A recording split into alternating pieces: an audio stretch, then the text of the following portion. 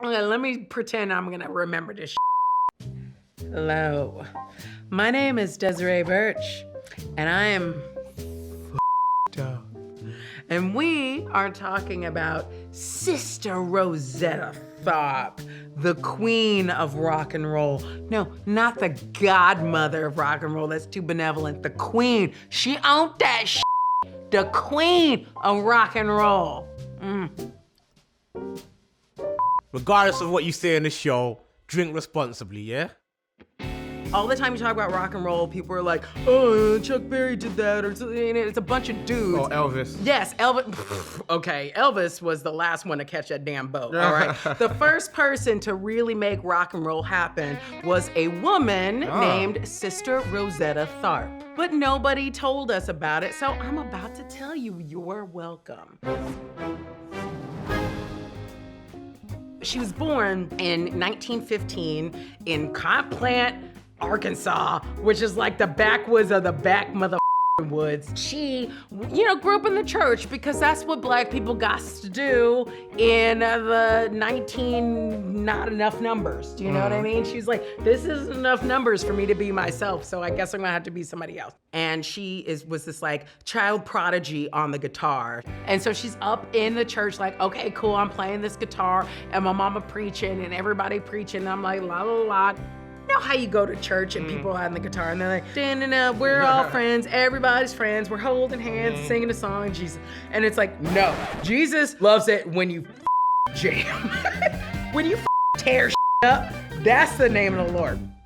In the middle of that, she got married, and then after like a couple of years, she was like, I'm gonna take your name, but I don't really like your ass, to be perfectly honest, so bye. So she peaced out, she and her mom peaced out. They left the south of Arkansas, because where the is Arkansas, first of all. Now, at some point, the Great Migration happens and all the black people were leaving the South, and they move up north to New York City, where they wind up playing, music in church, right?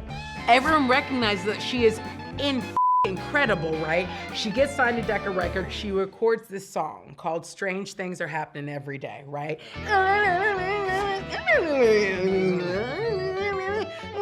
And there's like drums like,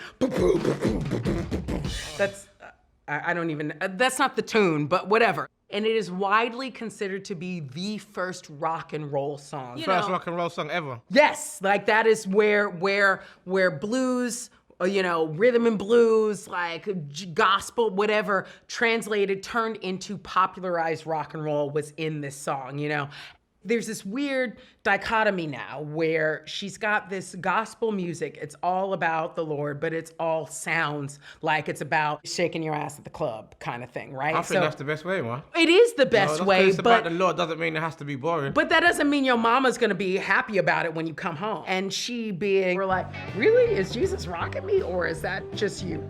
Right? So, the thing is, like, white people are picking up on this, like, yeah, rock me, right? Because they don't know nothing about the law, But then, like, black people are like, I don't even know if that is Jesus or not, Like, they're like, it sounds really good, but, like, I don't know if Jesus went all that. And she's like, look, I can't please all y'all all at once. Like, these people's is paying me, so let me go ahead and just make some rock and roll. So she's filling up jazz clubs, like famous jazz clubs. She is really owning this now. Every time she puts on the guitar, she tears this I don't even know how to play a guitar, but like rock and roll musicians throughout history go back to her, because she was the one who she distorted the guitar. Blueprint. Yeah, she is. She's sort of this huge phenomenon.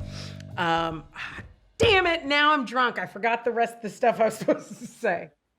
Oh, that's right. So, it's 1964 now in Manchester. She's doing this televised gig, even though it's been down rain. Suddenly it's Britain, so it stopped. It's always intermittent. It's always like, oh, it's raining. It's not. I don't know. What season is it? I don't know. No, anyway, so everybody who's in her crew is kind of like, why are we doing this thing again? Because it seems like we have these shows and like, why we got to do this random the day when we can be sleeping, right? She's got like her best coat on, you know what I mean? She's like, look, I brought my Sunday best over to this country to do this damn show, so let's just do it. So she comes in and she changes the first number to this gospel song she has called Didn't It Rain? And she just like goes for it. When they're hearing that music and like their bodies are like, I can't control it. Like, oh my God, I didn't know you could play a guitar like that. What? You know, like Bob Dylan, who nobody really thinks about as like rock and roll. He was like, look, a lot of people were at that concert that day, and I bet a bunch of British kids went home and started learning guitar from Sister Rosetta Tharpe. Rosetta was that person for so many young white guys for whom they were just like, yeah, well, I mean, if the black people are doing it, surely we can do it. And like, that's the shit. That's the thing. When you're a black woman, you just better get used to people taking your shit and giving you zero credit. And people being like, I don't know if like, it's not this, but it's not that. We don't know what to call it. And meanwhile, all these white people were gonna do it. And everyone's like, oh, yeah, oh. Wow, that was really bold and brave, you know? And no, it wasn't. It was bold and brave when that did it. She was the queen. She started that like rock and roll that begat all rock and roll, all of that like hip swinging, you know, rock and roll. She was the first one to tear up an electric guitar before all of y'all, okay? So like, you best bow down, say a prayer every single morning to Sister Rosetta Tharpe, because she is your patron saint of rocking them hips around like that shit.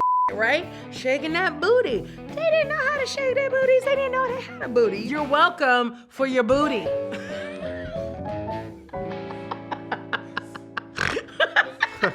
And that's how we have rock and roll as we know it. That's that.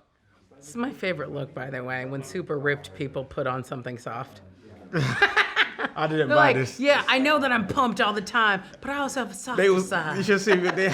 I have feelings too. Rat Man has feelings. This ain't the one chosen color. You know, but it's so like, it's like, yes, I'll pass the gravy. I want everyone here to have a good time. It's very nice. That's my opinion.